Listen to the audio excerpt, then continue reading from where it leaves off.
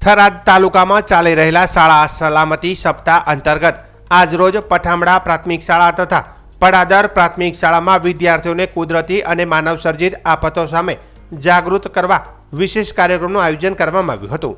આ કાર્યક્રમ થરાદ નગરપાલિકાના ફાયર બ્રિગેડ વિભાગ દ્વારા આયોજિત કરવામાં આવ્યો હતો।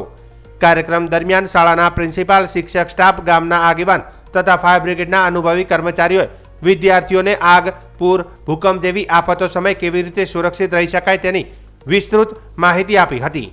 ખાસ કરીને અચાનક આગ લાગવાની સ્થિતિમાં તાત્કાલિક પ્રતિભાવ, સુરક્ષિત બહાર નીકળવાની રીતો, પૂર દરમિયાન ઊંચી જગ્યાએ આશ્રય લેવાની સમજ તેમજ ભૂકંપ સમયે ડક, કવર, હોલ્ડ જેવી સલામતી પદ્ધતિઓ વિશે સમજાવવામાં આવ્યું હતું।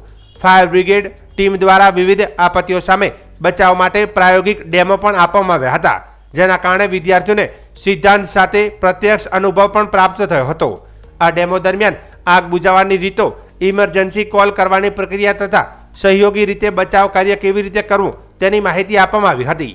આ તાલીમમાં પઠામડા પ્રાથમિક શાળાના 270 અને પડાદર પ્રાથમિક શાળાના 150 વિદ્યાર્થીઓ સહિત કુલ 420 વિદ્યાર્થીઓ તથા શાળા પરિવારના સભ્યોએ ભાગ લીધો હતો। કાર્યક્રમથી વિદ્યાર્થીઓમાં સલામતી અંગે જાગૃતિ વધી હોવાનું તેમજ આપત્તિના સમયમાં ગભરાટ વગર સમજદારીપૂર્વક વર્તવાની સમજ વિકસિત થઈ હોવાનું શાળાના પ્રમુખોએ જણાવ્યું હતું।